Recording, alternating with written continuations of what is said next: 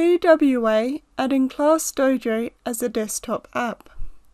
If your school has decided to use ClassDojo for parent communication, you might want to add this as a desktop app for easy access.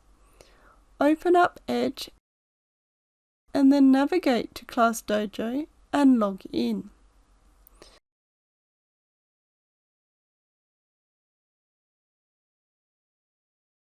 Once you've done this, go to the three dots in Edge,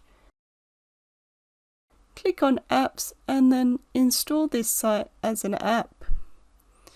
Here you can rename the app if you'd like and click Install. This will then give you several options: Pin to taskbar, Pin to start, create a desktop shortcut and auto start on device login. I'm going to leave the default options and click Allow. You'll now see that I've got a ClassDojo icon there, and if I close Edge, I can click here to open up ClassDojo, and you can see I'm automatically logged in, and then I can go and post like I normally would.